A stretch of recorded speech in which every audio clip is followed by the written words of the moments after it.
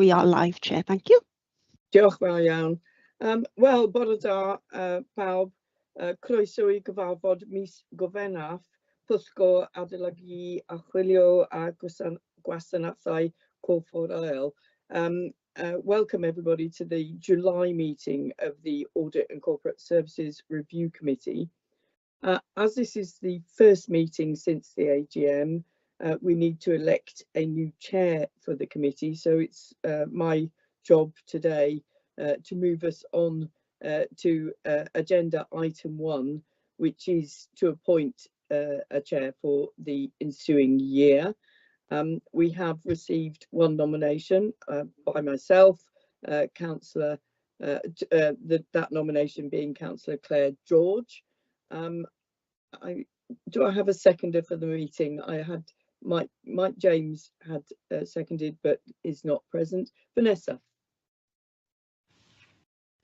Thank you, Chair. I'd be very happy to second that nomination of Claire for this year. No problem. Thank you. Excellent. Thank you very much indeed, Vanessa. So that's Claire George has been duly proposed and seconded. So can we see a vote for that, please, members?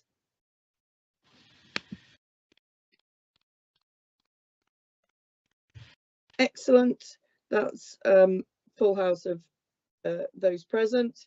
So llongyfarchiadau, Claire, congratulations, and I'll now pass over to you to conduct the rest of the meeting. Diolch yn fawr iawn.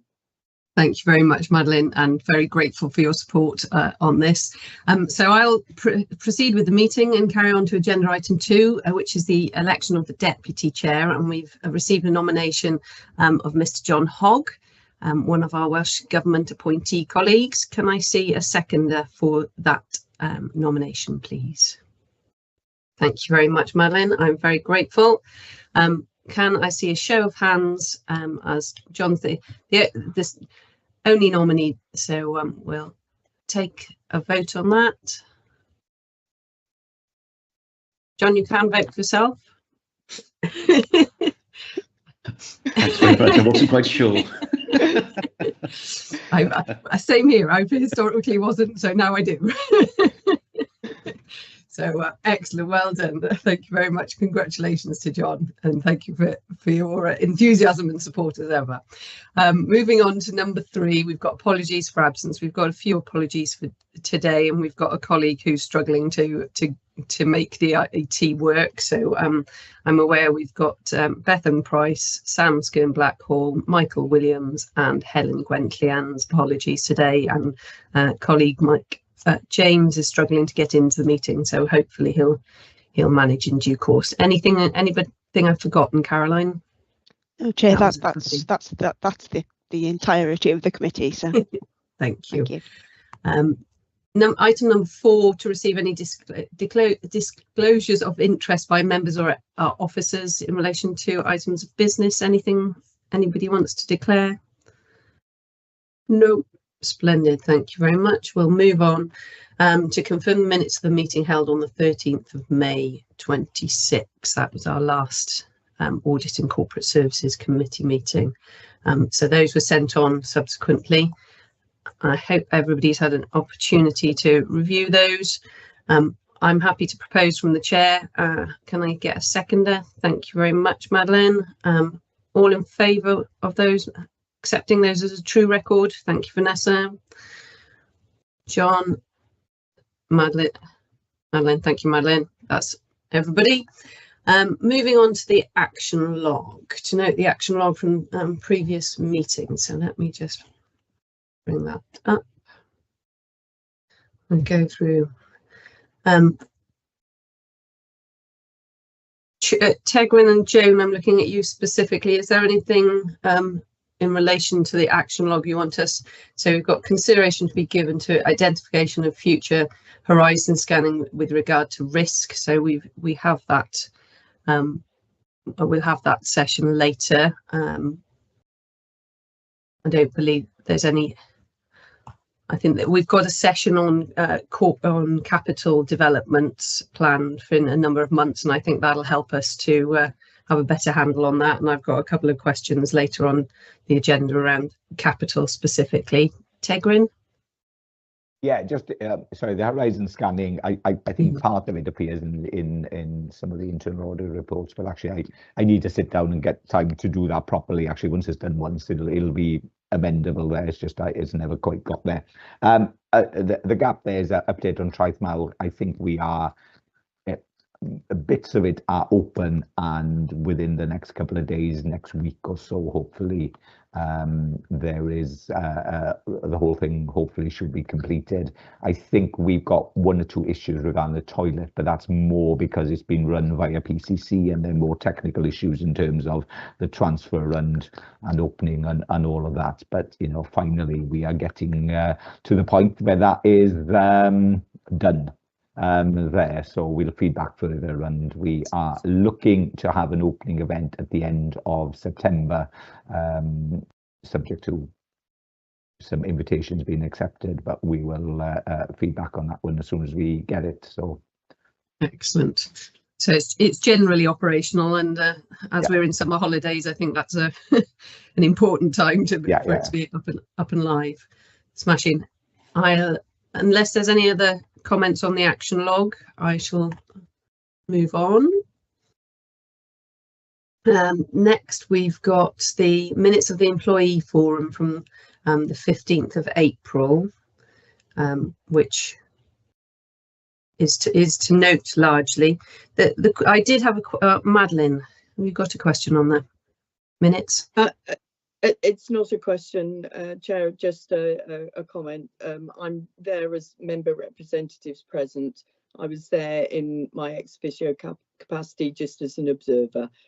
Obviously that can be corrected at the next meeting, but just for clarity, as we're looking at them now. Diolch. That's helpful, thank you. John? Thanks, Chair. In sort of item 6 on the minutes, the timeline for accreditation, is there a timeline, do we know? The living wage accreditation. Yes. To be honest, I have reached out to Canal Cymru and they have come back. So in the last couple of weeks. So if I'm honest, it'll have to be. It needs to be done the next couple of months. Really, it's just a matter of aligning a few things.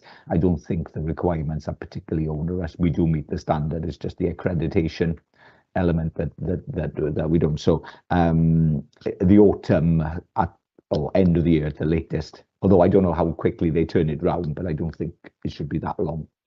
So with a bit of luck, it'll definitely be done by the end of the year. Great, thank you very much, Tegrin. That was exactly my question too, John. So great minds think alike. So that paper's for noting. Unless there's any further questions. Next one was the Health and Safety Group minutes from the 14th of April 26. Any questions or points of clarification? Claire, the only thing I'd like to add, and it's the one I always raise, is because a lot of process involved in health and safety and well-being, and really the question I always ask myself is, do people feel safe working for the park? That's the bottom line, really, and I guess that's the kind of thing to ask integrity. In your opinion, do you think people feedback do they say we feel safe working for the national park? That's a big question, Tegrin, for you. A big question, and I may not be the best. Well, there were a couple of things I could answer that one. Well, one, I would like to think so, yes, and actually, I would like to think that there are numerous avenues for people to present concerns if they're not there. We have periodically done I can't remember what it's called now, a staff survey on their views on health and safety. We haven't done it for a couple of years, and actually, if I'm honest with you, where we performed lowest was almost staff not necessarily following all the regulations. So in one sense, it almost sent the message that some people thought we were too stringent on health and safety as opposed to the other way around. Having said that, I would always hold my hand up on the halves issue where we were the other way, really. But, you know, as has been presented to this committee, we've resolve that, and actually I think meeting very high standards of good practice, as mentioned by external providers in that field. You know, having just considered the employee forum minutes, I suppose it could be a question we could ask the employee forum, and therefore it might feed back that way. You might have to wait 6 months for the answer then, John, but that might be a richer answer than anything I'm able to give you. That sounds a reasonable approach then, please. We'll ask the employee forum to pick that big question up and see what comes out of that. Madeline. I think that's an excellent idea, and might be it will be very interesting to get the feedback. Of course, we're also concerned about the health and safety of our visitors as well. So it is critical, as John highlights, for this group to be considering the staff approach, but also from the reporting, it obviously is a wider consideration. I was just wanting to comment a bit on the minutes themselves. Just from an admin point of view, they're quite different from many of the sorts of minutes and reporting that we get, in that it's quite a reported speech type approach, and it's helpful perhaps but it was just a comment really, that this is clearly an internal set of notes rather than an external one, and it just interested me in the different approach. Thank you, Madeline, for your observation. Any other questions? I was going to ask about the we monitor incidents wider national park because there's been a fatality, and we're looking to set up a subgroup. So I just wanted to understand the purpose of the subgroup. Is it reflecting on something that's happened and lessons learned, or is it about future planning, and what are we looking at the subgroup to do, is my question. It's Tegrin. Yeah, we always, it's been touched on in this meeting, obviously we have health and safety issues that appear on our land, but sometimes the incident process and the other things pick up elements of the wider park, of which our responsibility is different, or is not our responsibility, if you like, in that sense. But sometimes there are messages that we can need to take and adapt our ways. So I seem to recall that particular group met in relation to the climbing fatality on Castle Martin. Okay. And actually, we already do a great deal of that in terms of, because of its location, and there in order to support that, despite the fact that it's not actually on the rock cliffs that are our responsibility. So the main outcome of that one was that actually we were fine, and actually we were not doing as tragic and as you know, we were, you know, and I think some people knew people involved anyway, but you know, irrespective of that, you know, we were there. But you know, you only have to look to some of the other Welsh national parks to see some of the challenges that come up on land of which they may not necessarily have responsibility. So we've always been fairly engaged with the Visitor Safety in the Countryside group, which seems to be the main trade body in this area. But we are mindful. So it met in relation to a particular incident. So it's not an ongoing group. And actually their conclusion was generally everything's, you know, there's not a great deal we need to change in our approach. Fine, good. Thank you very much for that observation. So we'll note the health and safety group minutes. Thank you very much for the questions. Moving on to the agenda proper now, we've got report 1826, which is our internal audit report. The annual report presents the results of internal audit work for Pembroke Coast National Park Authority's system of governance, risk management and control. This report forms part of the framework designed to inform the statement of internal control and is therefore a key part of Pembroke Coast National Park Authority's assurance cycle. Kerry, I can see you've joined us. would you take us through the pertinent bits, the highlights that you'd like us to note particularly? Yeah, diolch yn fawr. Bore da pawb. So this is our annual report for 25-26. So it's a summary of the work we've undertaken. Pleased to report there was no changes to the audit plan from the original one you approved in May 25. So we delivered as expected. There's an assurance map included within the report on page 20 of your papers, which is just all the outcomes of your assurance opinions of the audits we've undertaken for the year. The report also includes information on our performance for your awareness and oversight as the reporting body, our main reporting line. Overall, as you can see, is a positive report. Great to see the increase in assurance you've received as an authority since last financial year.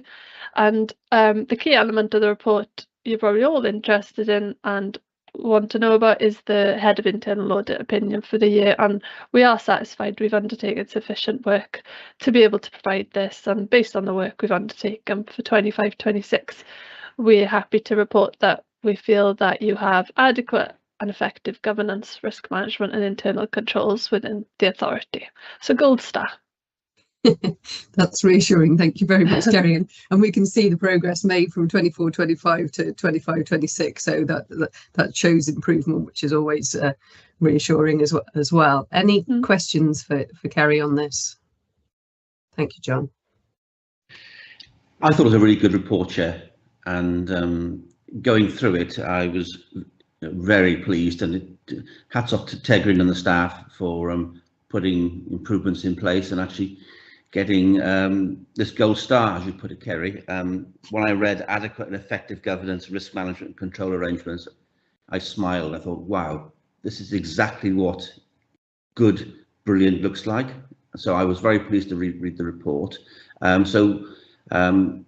Two questions really. One is, do we in any way communicate this to our teams and staff are saying, you know, well done, this is brilliant work, and it's brilliant work in a time when pressures are on all of us, that governance arrangements are still effective and in place, because those are the things which slip off the table, fall off the table. So that's the first thing, is how we're going to communicate what is a gold star to all your staff, Tegra, and yourself.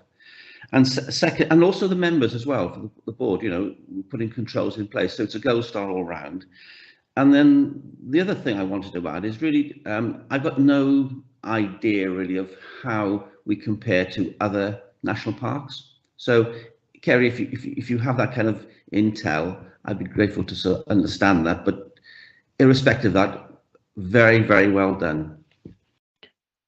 Just to come back on that, John, so we are starting to work with Banau Brycheiniog from, well, now. We'll be starting work with them this year. So with the caveat that they allow benchmarking across the two of you, I'm sure we can arrange something like that going forward. Thank you, Kerry. I think that would be of interest to us, definitely. Tegrin. Yeah, John, I would love to think that all our staff and members scrupulously read the audit papers every time they're published and see it that way. Having said that, I probably have to be realistic and assume that they don't.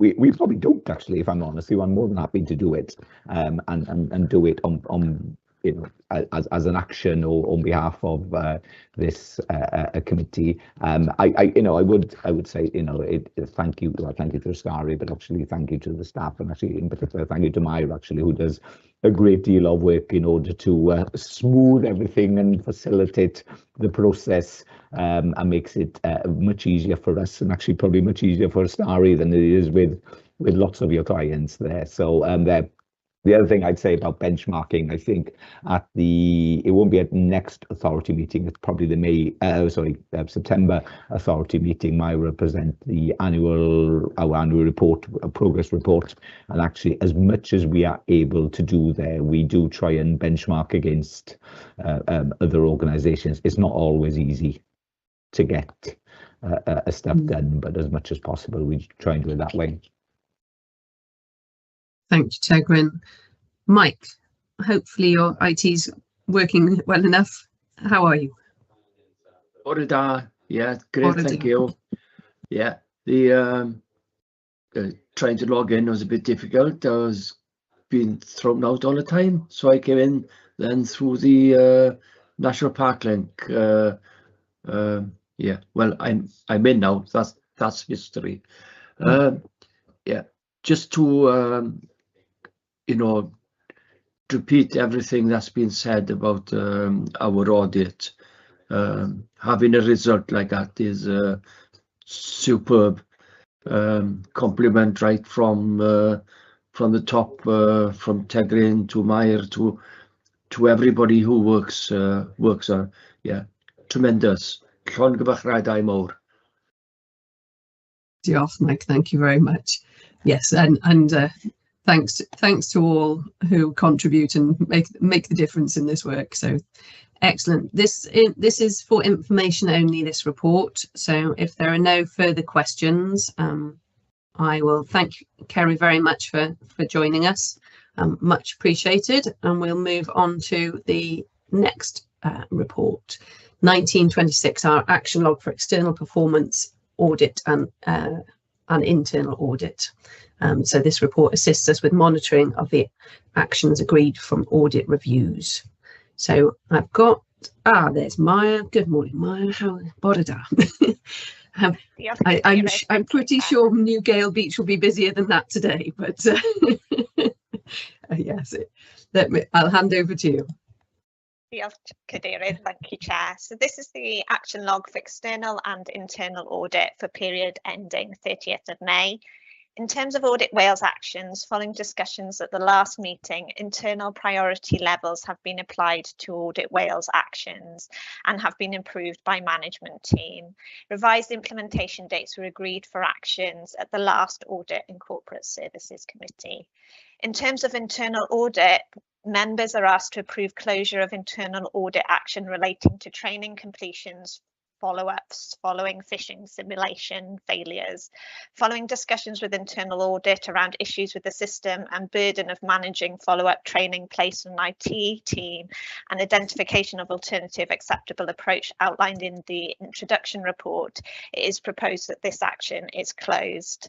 Members are also asked today to approve revised implementation date of 31st of the 3rd 2027 for action and review of the fleet use across the authority. This is to reflect the need for 12 months of telematic data to be available before review can be undertaken, and that review in part will be done by the Welsh Government Energy Service, so it makes sense for us to extend the date in terms of that action. In terms of internal audit actions that are high level action, a verbal update will be provided during the private risk register section on overdue action on information and cyber security. Please note, however, we have seen progress in terms of this action. So it has previously been reported as red and it has now moved into amber. There's a certain element that we haven't been able to progress in terms of that, so I can provide an update later. In terms of medium priority actions, 2 actions have been completed, one around financial standards and procedures, the other on income generation and monitoring.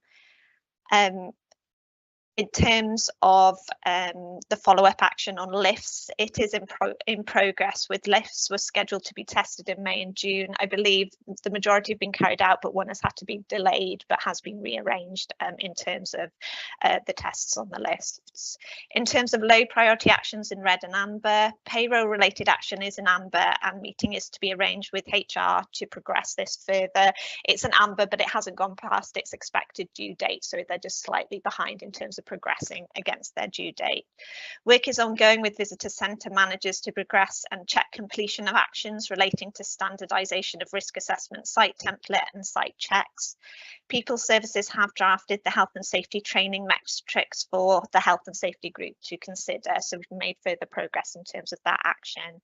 Members are requested to receive and comment on the action log for external performance audit and internal audit, to approve closure of internal audit action 3190 and approve revised implementation date for action 2490. Perfect. Thank you very much, Maya. Much appreciated. Any questions? I'm reassured that the lifts have been looked at, and the question I did have, Maya, before I asked Madeleine to come in, is have we have we identified whether they're subject to the LOLR regulations as well? I think that's been carried out in tandem. I think that's my understanding for it. And once they've done, they're adding on to the annual checklists for lift checking in terms of it, and they're going to send me the certificates once we've got it, so hopefully we'll be able to provide that then to internal audit as part of any follow-ups on that. Thank you, that would be appreciated. Madeline. Thank you, diolch Cadeirydd. Thank you, diolch yn fawr iawn, Mair. The report, as ever, is really helpful. I particularly appreciate your leading us through the changes and what each of them means, because I must say I look at the table and think, oh, I'm not sure why that's in amber because, and then I go back to the the explanation and I realise there is sense and order in the way it's been presented. So many thanks for that. I'm pleased that we've tackled that prioritisation of the Audit Wales actions. I think that was sensible to do, and I'm glad to see those have received revised dates for completions or other appropriate actions. So thank you to the management team for doing that. I'm more than happy to agree to the two suggestions that we close the internal action on training. I think the explanation and also the way we're going to take this forward now is very helpful, and I think will be more useful for staff and for their teams to have this much perhaps a more personal and closer approach. And obviously it makes most sense to have a suitable review time of a year before we can really look at the fleet use. So I'm very happy with both of those. So diolch yn fawr iawn. Thank you, Madeline. Vanessa. Thank you, Chair. This was just maybe a general question. I'm not sure. So on page 22, we're talking about phishing tests for that you put, for the staff. I was just wondering, is that something that is covered for members as well? Because obviously we receive external emails, and I just wondered, there didn't seem to, it was about staff, but equally there's a risk there if members open emails that they shouldn't. So just a question that's sort of something that hit me when I was reading that. Thank you. You're quite right, Vanessa. Caroline, did you have a response? I think Maya would be better placed to answer than I. Maya. I think that they can be and maybe have been included in the past within the phishing program on Microsoft. The issue with it is that because when you get, say, the follow-up training, sometimes that might look like a spam phishing one because it's integrated into the Microsoft system. It's kind of a bit of a risky approach in terms of it. But I think members did also attend the cybersecurity, the external cybersecurity training. And I think if you did attend that had a very good session explaining some of the risks, and it is a very big risk to consider when you are getting emails from different things. If you are worried, contact our IT system before you click on any links or anything. So if you're not sure, just contact our IT team and they will be happy. But I think it is something that is always quite a high risk across both members and for staff, so it's something that is really important, and that is also why we encourage, the expectation is that you use your authority email address, because if you're not using your authority email address and say you use a Hotmail, a Gmail, and that gets compromised, it can expose us to more risks. So that's probably one of the reasons why we really emphasize the need to use the authority email address in terms of those aspects in terms of it. But we'll chase up with IT to just double check that they're, that you are included in the periodic use in terms of it, and we can discuss with Caroline what the best approach, if there's a failure, what's the best approach in terms of addressing that, in terms of what might be future training needs in terms of it. Okay, thank you, Mark. I know PCC, they do tests to us, which we're supposed to, well, do spot, hopefully. But as you say, it is something that the authority does, so I just thought I would raise it, but thank you for that. Yes, as you say, it's a tricky one. Thank you. Yeah, I think it is a challenge for individually and organisationally to keep on our toes to that threat, really. John. Thanks, Chair. Just to echo Madeline's comment, I'm happy to close regarding the action need close regarding training. Similarly, the revised date for the fleet review, again, good explanation of why we need to do that. And really, even though I had phishing tests on my sort of pre-notes written down here, the point that Vanessa's made is one I hadn't thought of. So thank you for raising that, Vanessa. I hadn't thought of that really, and I do see a lot of emails coming into my park address saying quarantined, and I think the very fact that we are having those shows a degree of it's working, and it is one of the biggest risks. I know we're going into closed forum about IT and cybersecurity, but it is one of the biggest risks. So thank you for raising those matters. Thank you, John. Madeline. Yes, I'm just going to pick up on that as well. I think members have been involved in the testing from IT. I certainly have experienced that, not recently, but in the last couple of years. But I'm just highlighting that obviously cyber security training is mandatory for members. And it's one of the areas that perhaps when we're doing our meetings with members on their development needs, we can just ensure that those have been achieved, that the mandatory training has been completed. And it's just reassurance, I think, for the organisation and ourselves. So Caroline obviously is able to supply Claire and I with this, and indeed all members, with lists of the training that they've undertaken, and it just enables us to have that discussion. So we'll make sure that we do that as well, Vanessa, because it is a really important point. Diolch yn fawr. Thank you, Madeline. Tegwyn. Yeah, just a quick update following Madeline's comments. I think at one of the recent meetings, Councillor James mentioned that he'd attended a meeting with PCSOs and cybersecurity.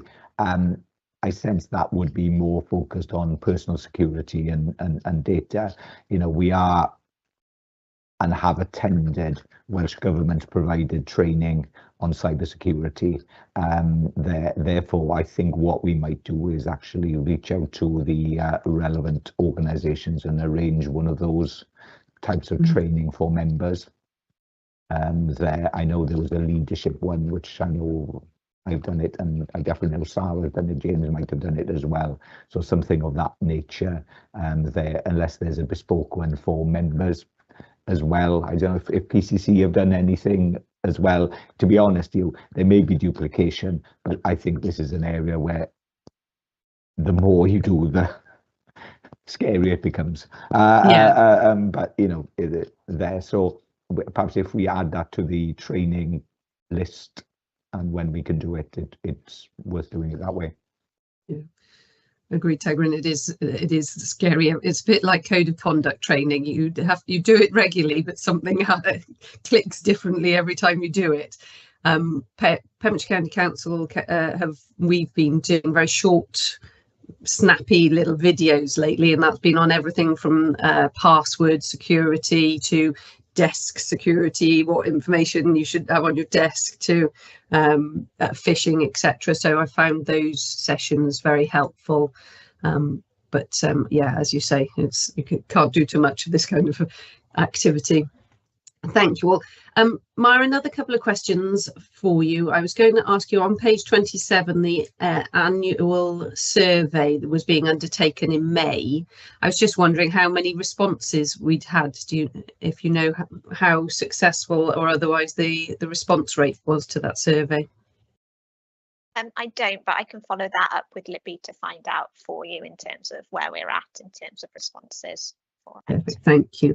And on page 31, it was talking about the document being reviewed, but I didn't appreciate how often it gets reviewed. So the risk management, risk strategy and guidance updates to be included next time the document is reviewed. It'd be useful to know what that time frame is as well, please. I'll have to discuss with Tegrin and we'll have to work out when. I think we were thinking it would probably have an annual, and it may depend on kind of the outcome of follow-up audits and those aspects in terms of it. Yeah, certainly. I'll leave that with you.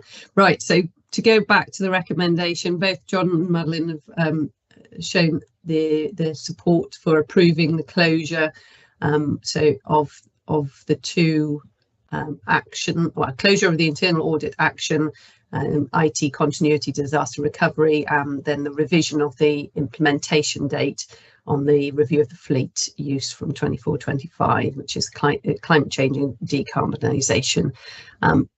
Any other comments anybody wants to make? Can I have a proposer for that then? Madeline, I'm going to take you as a proposer as you were supported first. John? Happy to second. Perfect. And everybody, show of hands to support the recommendation as it stands on page 24. Thank you very much, all. Splendid. Thank you, Mike.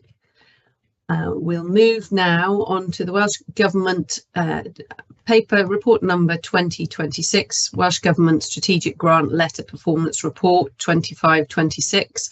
And this is the report that provides performance information against the Welsh Government strategic priorities set out in the authority's annual strategic grant letter. Maya, I'm going to hand over to you again. Thank you, Chair. So under new reporting requirements, which were introduced last year, the authority is required to provide performance information against Welsh Government strategic priorities as set out in the annual strategic grant letter. The 2025-26 priority areas in the strategic grant letter were environment, people and places, and governance and collaboration. The report provided today is the submission made in May 2026 for the full year report for 2025-26 using the Welsh Government template.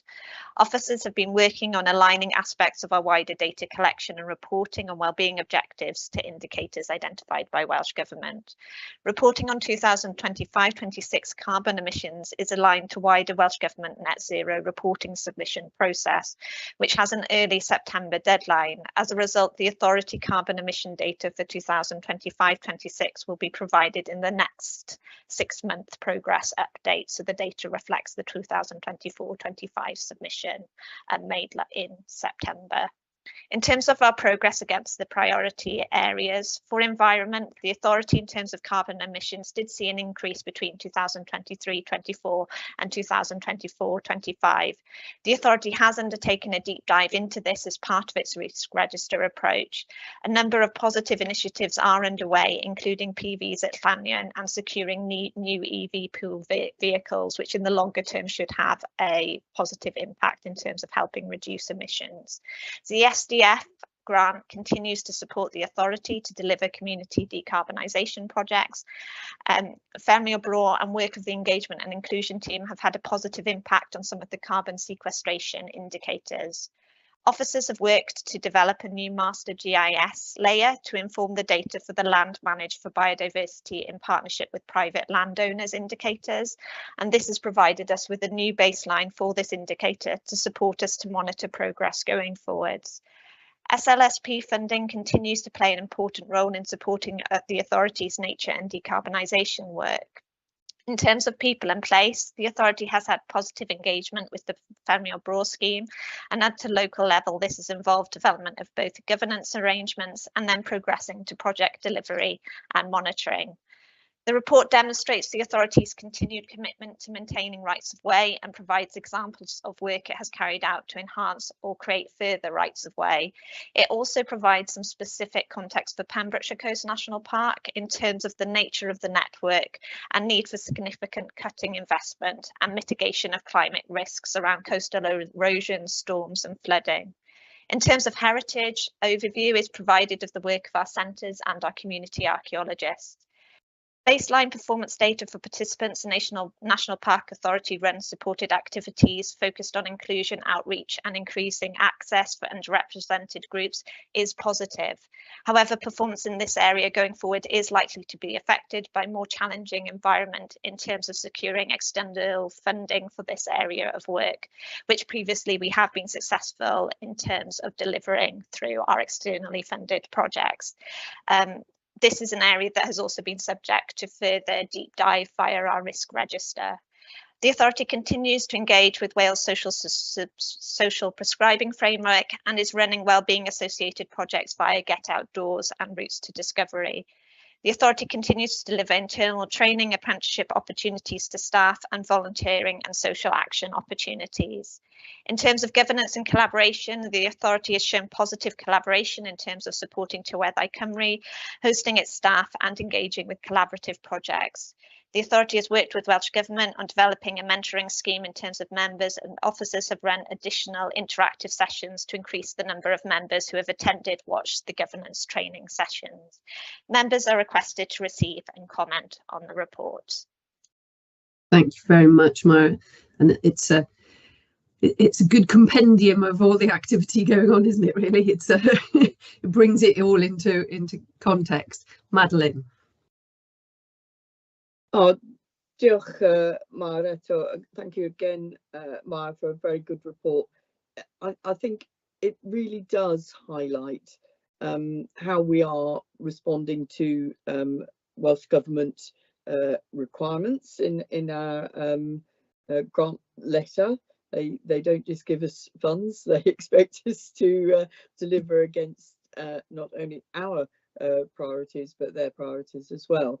And I think one of the things that it really highlighted to me was our key role as a deliverer for Welsh Government through a number of their different funding schemes. So the SLSP, Femia Bro, NNF4, these are all areas that we've received additional funding and we are really delivering on. And I think that that's again something to that is highlighted in this report, but is really positive for members to see. I just have one point, Maya, on the PP8, which is on, where are we? Page number to help you. 60. 60, that's the one. I wonder whether the in addition to the Apple Days and being part of the PSB, we should also include the Southhook LNG project, where we're which was specifically to work with pupils, originally just on food. It's obviously got much wider than that, but it is an additional area, and they have been continuing to fund us on that. And indeed, you know, it is delivering on this food area and local food production. So that just might be an additional area. Thank you. Thank you, Madeline. John. Thanks, Chair. Again, my really good report. The things that came to my head as I was reading it were the new baselines under the environment section. And I think in future, having that baseline will help us a great deal in demonstrating that we are improving, and we're working with others across the piece, and they are delivering for Wales, not just ourselves. So I think it's encouraging to see that new baseline being put forward. The only other thing was under governance and collaboration.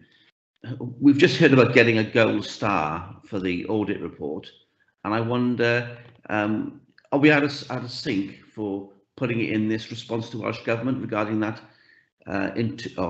audit report, or could we put what happened last year in there?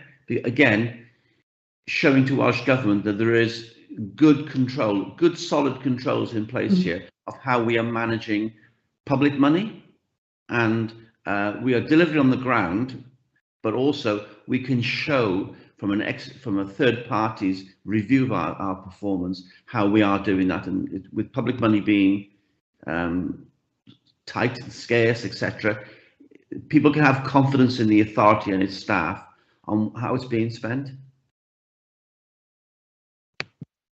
It's on both comments, it's too late for us to do it on this one, but we might be able to look at the appropriateness for the 6-month review. We have had, on our 6-month previous one, we had feedback from Welsh Government about what they wanted. So we have to kind of curtail it sometimes to kind of, they give us feedback and say, oh, you've captured this too much detail or too little detail, all of that. But I think we could consider both points in terms of the 6-month, whether it's appropriate at those times to include them or not. Thank you, Maya. Mike. Diolch yn fawr, Cadeirydd, thank you. Diolch yn fawr eto, Mair, thank you so much. Just a quick question about showing the work that our volunteers do. Does that come under, would this come into this report to show to Welsh Government how strong our volunteers are? Just a cwestiwn byr na gyd, Mair. Diolch yn fawr iawn. Diolch, Mike. Yes, it does. It does cover volunteering, and that is one of the areas I think is on at least the previous strategic grant letter. It came quite clear strongly over their interest around aspects to do with training, apprenticeships, volunteering in terms of it. So it has got included figures on our volunteering hours, and also some brief examples of the nature of the different range of volunteering opportunities that we provide. And I think probably in the future it'll give us some quite interesting potential benchmarking in that area. So maybe a bit early now, but going forwards, hopefully that will provide us with an opportunity. But yes, it does provide insight into the work we do on volunteering. Yeah. Diolch yn fawr, Mair.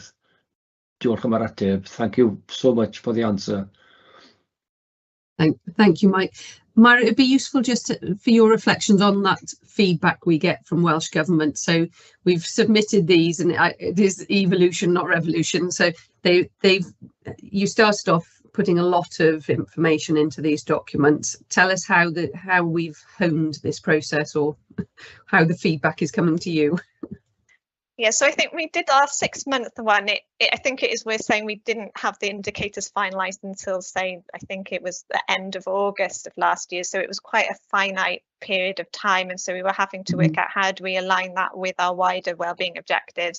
I think I perhaps forgot that we were engaging with civil servants in terms of how I was presenting the information, and I probably put too much into it and wasn't kind of factoring the need. So we had feedback, like all of the designated landscapes in terms of it. I think some were told that they provided too little, some had provided too much. So I think we have come back and kind of restructured. They kind of gave us a page limit, which I think was the most useful in terms of guiding. Don't go over this amount, so you have to kind of curtail. And they didn't want too much things which were kind of you going off on a tangent, which is quite easy to do when you see some of the potential areas which are kind of perhaps not core areas of our work covered within the strategic grant letter. So I kind of restylized it. They reformatted the template slightly, so we're awaiting for the next feedback tranche. So when we get the next feedback, we'll relook at it, and we may need to amend our approach according to whatever feedback. I think it is worth saying as well that we may see changes in the indicators depending on what the strategic grant letter. So we can't necessarily be guaranteed that we'll see a continuity in performance indicators necessarily. Hopefully some of the key ones will remain as core ones, because I think that would be very positive. I don't know if there's anything Tegrin wants to add.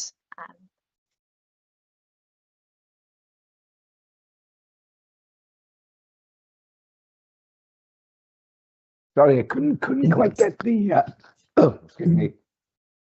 Couldn't quite get the my mic on. Yeah, we've got a meeting with the new minister on the 10th of August. It's a reasonably short meeting, so I'm not sure if we'll find out anything significant there, but reasonably we'd expect a new remit letter. So whether it will have significant changes or change of emphasis or change of language, to be perfectly honest, there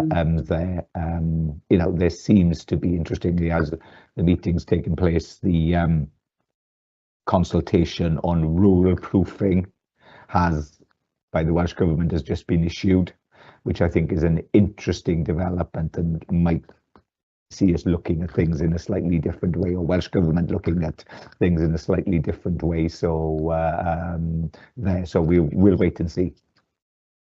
Thank you, Togrin. We'll look forward to feedback from that meeting. Mike? Yeah, thank you. Diolch yn fawr, Cadeirydd. Quick question to Togrin. This meeting with Welsh Government, and is this for Pembrokeshire or is it all 3 parks working as a team? Good question. All three parks. Diolch yn fawr. Although I think we are going to host a visit by the minister on the following week, who is visiting some of the Fenrir Bro sites.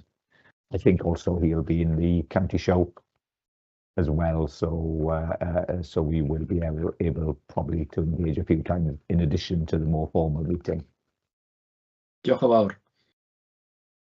Splendid, thank you very much, Mike. And I think the other thing that we've discussed here that is that benchmarking, both internal and external benchmarking, that might come out of this process the longer it goes on. So splendid. The recommendation is for us to receive and comment, which I do believe we have, unless there's any further comments. So thank you very much. We'll do that and move on. Next, we've got the People Services report, which is an update on health and safety incidents since the last meeting and other People Services matters. So, Joy. Good morning, thank you, Chair. So, with regard to accidents and incidents, we've had no RIDDOR events to date in 2026. The Health and Safety Executive have recently undertaken a review of the RIDDOR process, and a number of us have participated in that survey, so we're awaiting changes to that system. With regard to incidents and accidents, there have been 5 incidents involving vehicles that have incurred minor damage, although the costs attributed to those, and obviously sometimes it has an impact on the fleet in as much as vehicles have to be withdrawn from service. So we are monitoring this situation very carefully, and where necessary taking remedial action with the members of staff concerned.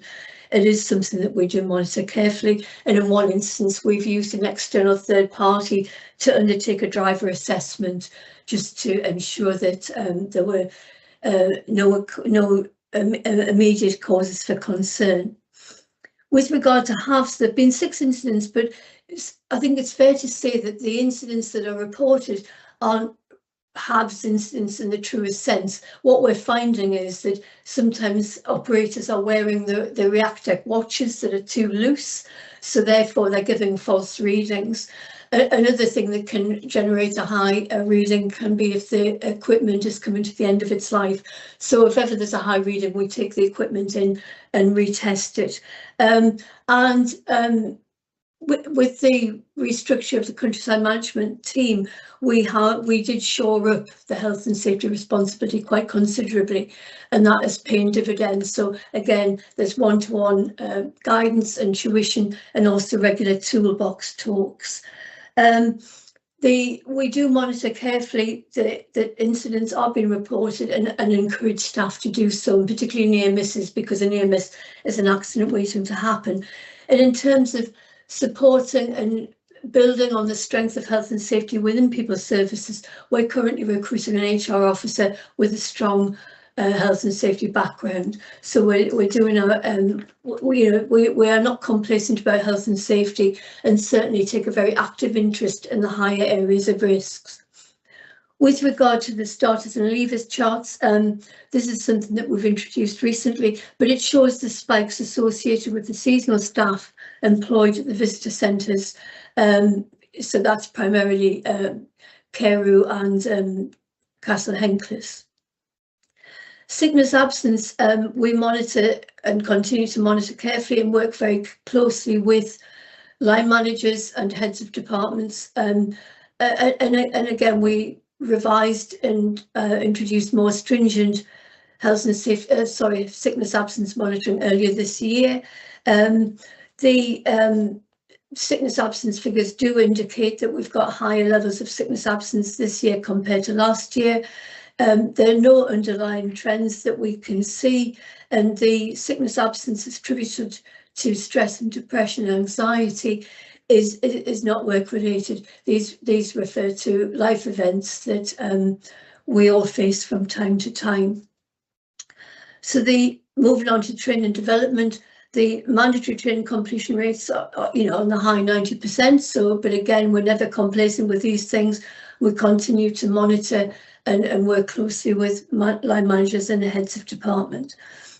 In relation to the Employment Rights Act, one of the most significant changes came in from the 1st of July, in as much as the qualifying period to make a claim of unfair dismissal has been reduced from 2 years to 6 months. So in anticipation of that, and that's retrospective as well, so it will apply to anyone who joined the authority from the 1st of July this year, we reviewed and revised our probation process, and again we are being very proactive in working with managers to make sure that any early concerns are addressed and managed appropriately as soon as possible.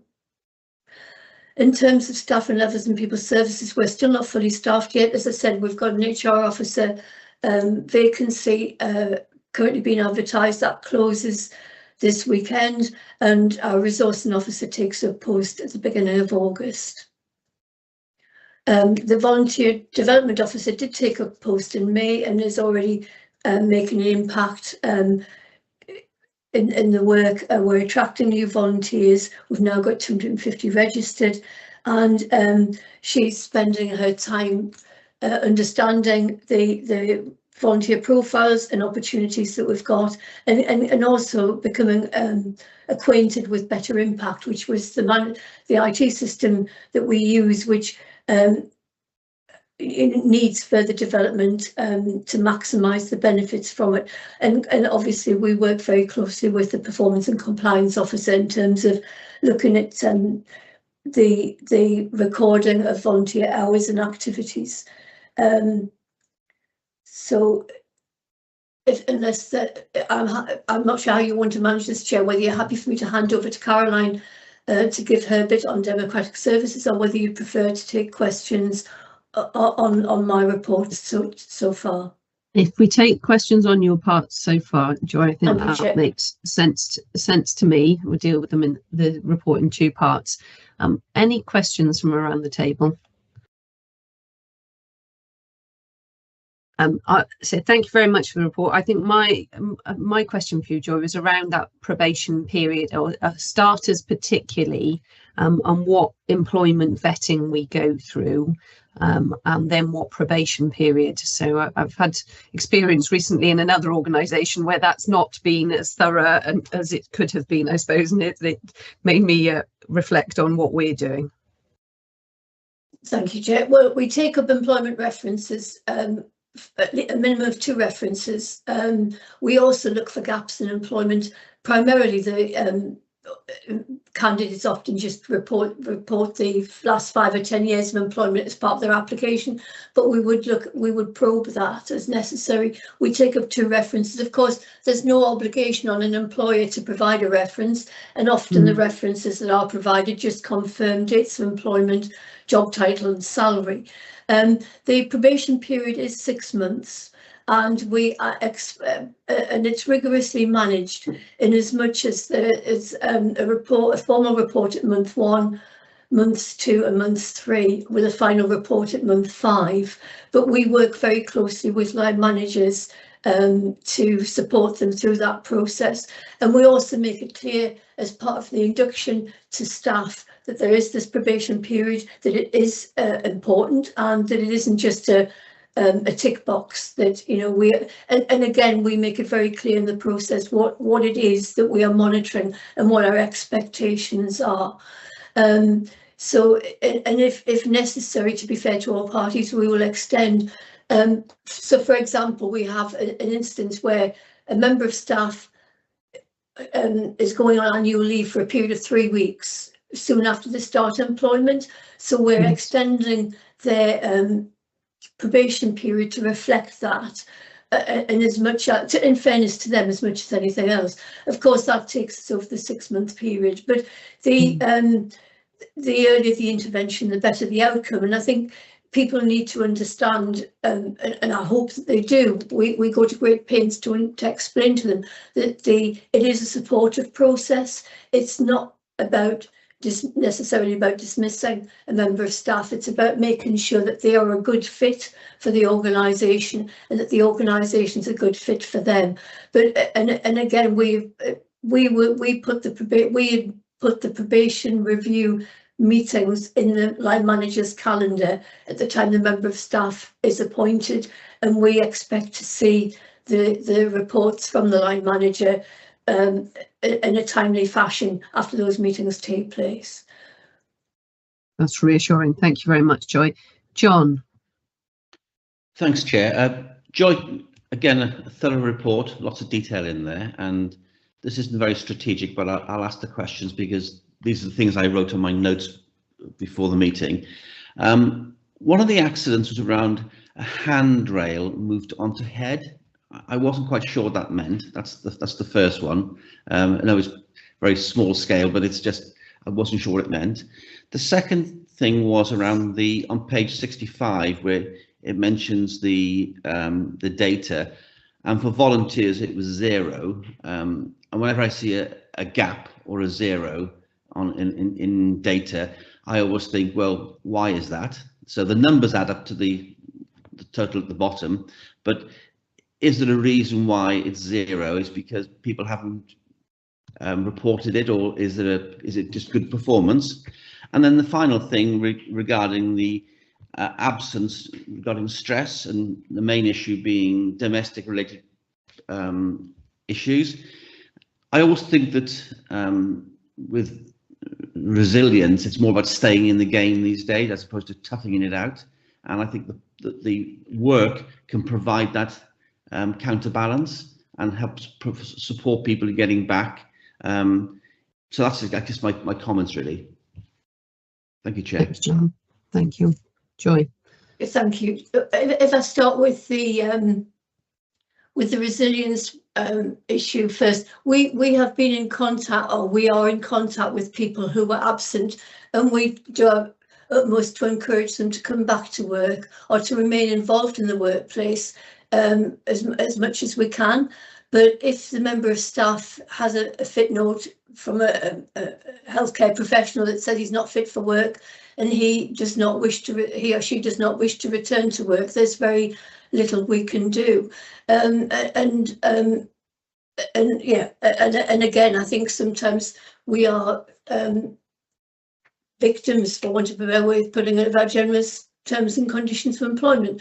And as much as that member of staff will be entitled to full pay for 6 months, which I think sometimes does encourage people perhaps to stay away from work longer than they should. And the nature of the work can also have a bearing on that. So that individual will not be coming back to a backlog of work, which is very different to some other roles and responsibilities where work will accumulate during the period of absence.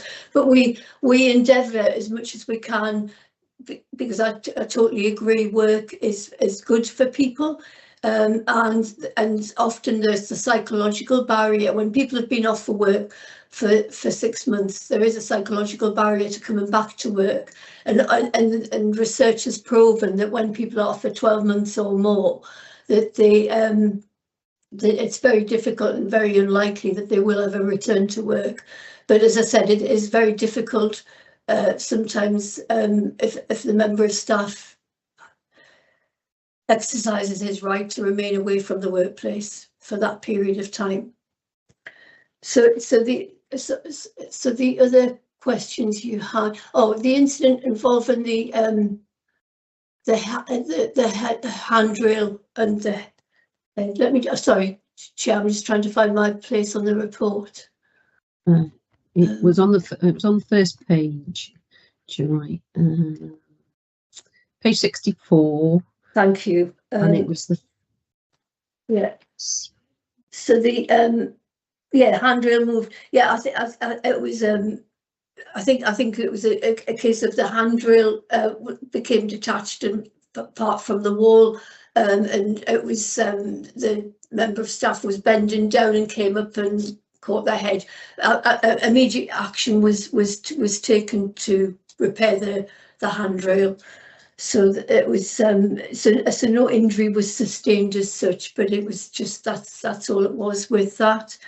And the other question you had was about the volunteer hours. Is that correct? It is, Joy, on page 65, the stats. Page 65. I know that we met with Maya to discuss this. Page 65, 67. At the very bottom of the page, Joy, there's a table with some numbers, and the volunteer doesn't have a number against it.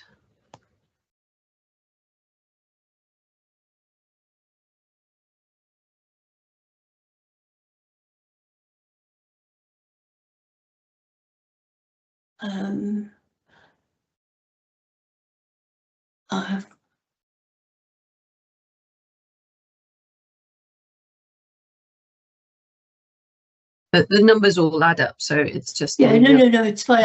I'm just struggling to see. I've got the number of volunteers graph in front of me. It's page 73, isn't it? 65 at the bottom of 65. 65. I think I beg your pardon. Referring to 65. Sorry. Yeah. Oh, sorry. Yeah. Yeah. That was about incidents involving volunteers. So that's why there's nothing. So are we saying that didn't tally? So what that means is there was no accidents, incidents, or near misses involving a volunteer. Yeah. That's why there's nothing in there. So Does that John, make sense, John? I think for future reference, John's looking for a figure of 0 as opposed to a blank. Is that? No, I understand. Yeah, sorry, I do forgive me, Chair. I thought it was much more complicated than that. No, not at all. I do apologise. Right, we can soon rectify that. As you know from the action plan, we do need to do some further work on this. I do beg your pardon for taking up your time. I was looking for something far more complicated and than the reality. So I do apologise. No, right. That's fine. Thank you very much, Joey. Vanessa's got a question. Thank you. Thank you, Chair. And as I say, I've written something down similar to John with the stress, and that figure was very high. So I mean, as you say, it's not work related, but what have we got something in place, as you say, for staff to be able to access support or help them back to work? I just wondered, it's just a question really of what we've got in place, you know, to support them coming back for their health and well-being. We have the Employee Assistance Programme, which will provide counselling for staff, and we also signpost colleagues to things like crews and other bereavement services, relate if it's about relationships, mind and so on. So we do signpost staff, and exceptionally we will pay for a number of sessions of counselling if the waiting lists appear to be too long. But the Employee Assistance Programme can provide bilingual services as well. So so that's one of the first things that we would do as an individual, and for the individual rather, and we work with the line managers to make sure that they feel confident and comfortable and equipped to have the difficult conversations with members of staff, because often with life events and the sorts of things that are sensitive and people don't always feel confident and comfortable addressing them. So we provide a lot of support to line managers in the background, as well as giving them training on how to manage situations like that. So it is done, and is in an appropriate, in a supportive manner. And we encourage regular contact with staff that are away from work as well, because, as I said, the psychological impact of coming back to work after months of absence is significant. I mean, I think we can all relate when we've had a period of annual leave. Sometimes coming back to work can feel difficult, and coming back after months away is significantly worse. And what we would also agree with the individual is how they want to maintain contact with the organisation. And so things like any restructures, any changes in staffing, but equally, the newsletter, keeping them engaged and informed, and then they would come back on a phased return to work, so they would work reduced hours and perhaps different duties for a period of 4 to 6 weeks, and we would also engage occupational health if required. So I think there is we're not complacent about it. We're always looking to see if there's more that we can do. Yeah, no, thank you, Joy. As you say, I think it's really important that keeping in touch, as you say, throughout with however. So as you say, you've got everything in place, and it sounds like everything is covered. So yeah, thank you for that. It's reassuring. Thank you. Thank you very much for the question, Vanessa, and thank you, Joy. I think it is challenging. It's everybody deals with life challenges differently, don't they? So it does need a dynamic management. Thank you for the questions on the people services element of the report. Caroline, will move on to the member development page. Do you want to draw out any particular points from that? I've had, and thank you particularly, Chair, to you for some paperwork regarding the personal development reviews. I've had a little bit more now, thank you, but I know that we will be raising it with members to try and encourage more members to undertake personal development reviews. Summer isn't ideal, but maybe early in the autumn we will send out a reminder again, I'm sure. Workshop activities have happened, and there's an indication provided there about some things happening in the autumn. Most of that is just about agreed in place, and then the member attendance is at meetings is excellent, and I was doing some work yesterday on attendance for last year, and it really at meetings in general it is generally very good, with all members having over 75% attendance at meetings. The training attendance was a little bit lower, but that was largely due to lower turnout at the June study tour. Thank you, Caroline. Yes, there's a few I've got to chase for personal development review dates, but I was going to give them a hiatus in August and pick it back up in September. But very conscious that if we don't do it September time, we'll be coming into our officially agreed cycle of from May next year. So that'll creep up on us quickly. And I think there's some good workshops coming up in the calendar. Any questions on member developments generally? No, I think that's great. Smashing. So the recommendation is for us to note this report. So I think we've duly commented and noted, and thank you very much, Joy and Caroline, for that. We'll move on to report number 2226, our draft statement of accounts, and welcome Catherine to the meeting. Not quite afternoon. Good morning, Catherine. Good morning. How are you? Fine, thank you. Good. So do you want to take highlights of the draft accounts you want to draw our attention to? That's fine. Yeah, just to emphasise, these are for noting only for your information. They are draft and I've splashed draft all over them. I want to emphasise that they haven't had what I call a cold review at this point, and by that means a fresh pair of eyes over them.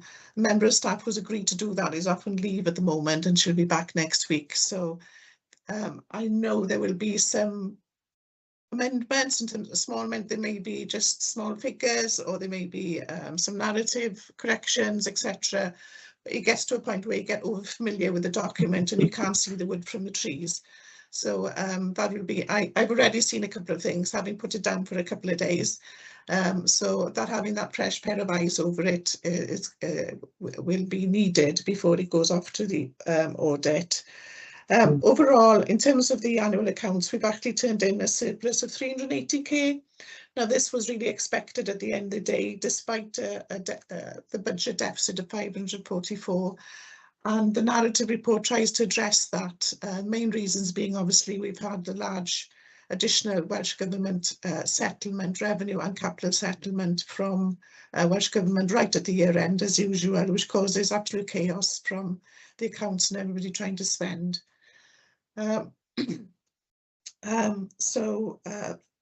obviously some of our income sources have been much better. So the narrative report, I've tried to address that in the narrative report if you've had an opportunity to glance through that. My main areas of concern, I will need to highlight these, is regarding the revaluation reserve. If you remember last year, in the audit last year, at the end of December, January, they brought up the issue that our revaluation didn't reconcile in a theoretical way. When I went back through this, obviously it's never reconciled for years and years and years. So this historically, it's never reconciled. So I've started the process of going through every individual property, going back almost 20 years to put the history and the revaluation history to see if I could identify what the issue is. Some of the issues are about a certain column that's been brought forward year on year hasn't brought forward the same data, and they form part of the calculation of that reconciliation. In others, then there are a couple of other issues on some of the which I'm not quite sure how we might need to address, if we have to address them. They'll form part of the reconciliation, but I know I'm not going to be able to get to the penny on it because I've got to do it on every individual property. It's a very slow, very laborious, disheartening process, and it may or may not result in some changes to the revaluation reserve accounting within the accounts. That's going back historically. In the past, the auditors have accepted them year on year. They've not said anything, but when it came to last year's accounts, they brought this up as an issue for them. But I managed to get around it at that time. But it does mean that I've got to start going through the whole thing and start to reconcile. And as I said, it's going to take a while on top of the day job. So it's quite frustrating from that perspective. So in terms of the revaluation reserve, that's my main concern in terms of the accounts. There may be some impact on that. There may be some adjustments to that before we send them off to the auditors. The target date is 31st of July, which is end of next week. Or when I speak to Tegwin, we'll have to take a view and then carry on with the reconciliation to see if we see any, and then present that to the auditors during the audit. So that's my only source of concern on these particular accounts. And that's an historical thing and something that we just have to draw through. But apparently it's caused quite a few local authorities issues, and is the reason why quite a few local authorities still haven't even signed off their 24-25. So whether the auditors are becoming more keener on this, I don't know. But it's an historical thing that's been, and unfortunately it's landed on my watch to resolve. Otherwise, yeah. If you've got any queries, I'm happy to take those. Thank you, Catherine. Tegwin, did you want to make any observations at this point? No. Sorry, no, just well done to Catherine and everybody for, putting them together. So it's a major challenge, really. So hopefully to get to this stage and hopefully get them to the auditors the next week or so will be nice to get that step done. Yeah, I completely agree that the hot potato of the revaluation has been difficult to work through. So yes, thank you very much, Catherine, for all your hard work in putting this all together. Any questions from around the table? No? Tegwyn, I was just going to ask for a little bit of a update on our capital programme, because I'm conscious that's a bit some of it's coming through faster than others, but I know we've got a workshop coming up in the future, the near future, for the detail, but there's some things not happened that we've budgeted for, and then there's a few things that are either higher or lower than expected. So just page 109 was the table I was looking at particularly in relation to overspend, underspend, etc. Thank you, Kerry. Wait a minute.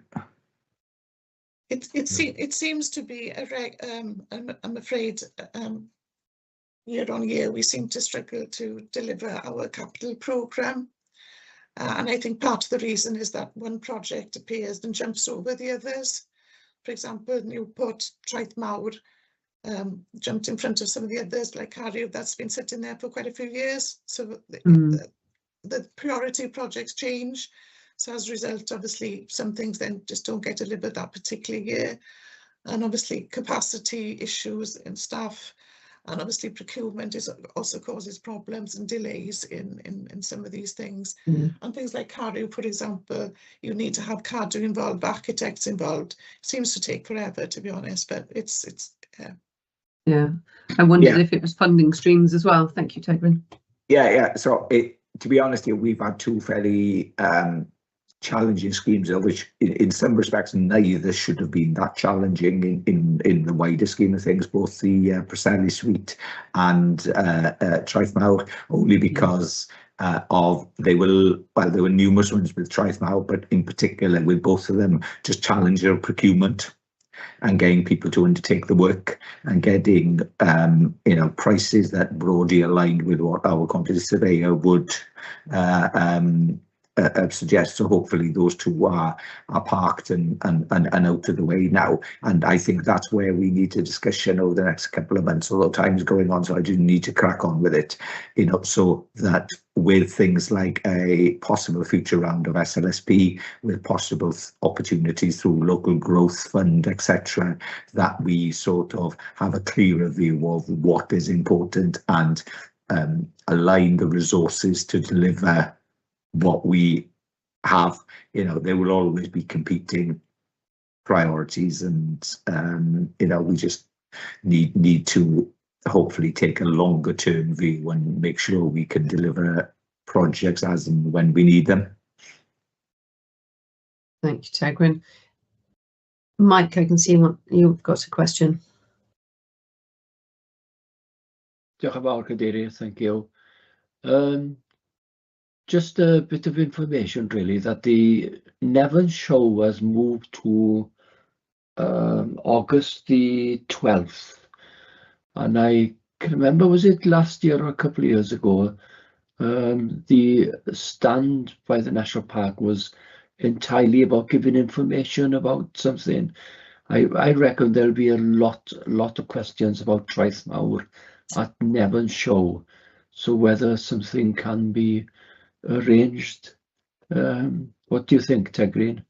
Well, a couple of things I'd say. I remember being with you in Nevern show a couple of years ago, and I think one of the lessons we need to do, one of the reasons we were very delayed with Traeth Mawr, not by no means things, we massively consulted with people.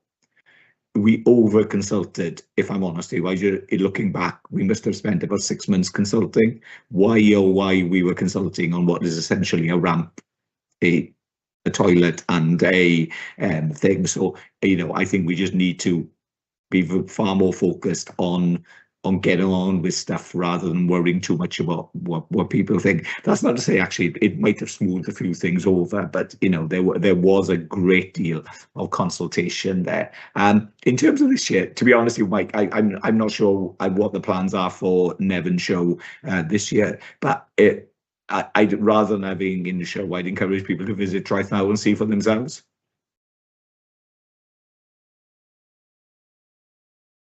Thank you, Tegwyn. Yeah, if I can just come back quickly there, I will again because of the Steddfod, Nevin Community Council have moved they're not meeting in August now, so that is a message I most certainly will take to Nevin Community Council when they meet next time. Okay. Thank you. Yeah, thank you for that. Diolch, thank you both. Any further questions on the draft statement of accounts? So that's for our information. Thank you very much, Catherine, for all your hard work on that. It's I'd call it a labour of love. I'm not sure if that's your terminology for it. So we'll note those. Thank you very much. Yeah, you're now going to give us a verbal update on the first quarter budget performance. Right, okay, we have actually managed to close down for the first quarter, but unfortunately because of the timeline, there's not enough time to be able to deliver a full report to you. And combination of obviously of the extra work around the year-end accounts that's needed this year. Sage is actually our new finance system is really coming into its own now with reporting, because now that we've done a full year, we now have comparatives, actual comparatives. So it's much easier for me to pick up where we are now, where we are against the budget, and where we were last year. And so that's really useful moving forward. And that data now is available to staff on their dashboards. Excuse me. So overall, on our results for this year, we're pretty much on target. Now, so basically our turnover, our income, for example, is under budget, but it's better than last year. Now it's under budget slightly in some key areas. Some grants we profiled, we'd expected to have them in earlier, but they haven't come through. It's a timing issue. And the two other areas that are under budget is planning income, for example. We did forecast that we'd receive a higher level of income this year because of the Welsh Government increases in planning fees. But obviously that hasn't materialised as yet. But obviously planning is planning. You don't know when you'll get an application. You can't go out and market the service. It is what it is. So at the moment, that's slightly under what we expected, and it's under the last year as well. And our car park income is another one where we projected or expected higher income from our car parks because obviously we've increased charges this year. That hasn't materialised as we profiled in the budget. It may be a profiling issue, but it's still higher than the previous year. So it's under budget, but it's higher than previous year. But overall, given our costs, etc., we're pretty much within our expectation for the first quarter, taking into account of grants that are later than expected. So I've got no concerns around our performance for the first quarter at the moment. The next quarter will be the interesting one, I think, when we see it and put it all together. Thank you, Catherine. Any questions or points for clarification? And I think these are probably more service questions than anything, but around those points that you mentioned, the planning income and the car park income, be useful to understand activity levels. So do the activity levels map across from last year, or are the activity levels down because the cost has gone up, hasn't it? So it sounds like the activity has gone down, but the value of the activity has gone up. Is that a fair summation? It sounds like that, but unfortunately I haven't had an opportunity to discuss that with the planning department at this stage, because obviously we only closed down last week. So with my head in revaluations. Fair enough. Yeah, it's a service question as opposed to for you, Catherine. Yes. Yeah. ideally, this is where I want to focus my time really, is drilling down with individuals and budget holders a lot more. But I kept being dragged back into, year-end accounts, etc. So, but it's where I want to put my focus on improving on Sage again, on reporting. Yeah, I think as you say, the introduction of the new finance system is a boon for the whole organisation. So it's honing that as we go. Smashing. Thank you very much for that update. We'll move on to the agenda then to agenda item 11, which is to consider whether the public should be excluded from the meeting during the consideration of the following item due to the likely disclosure of exempt information as defined in paragraph 14 of part 4 of Schedule 12A of the Local Government Act 1972. And then that's our risk management policy, risk register and risk management statement. So I'll move from the chair that we should go into private session to review our risk register. Do I have a seconder? Thank you, Vanessa. Thank you very much, John. We'll take a vote on that then. So we will move into private session, and I'll wait for Caroline to stop the streaming.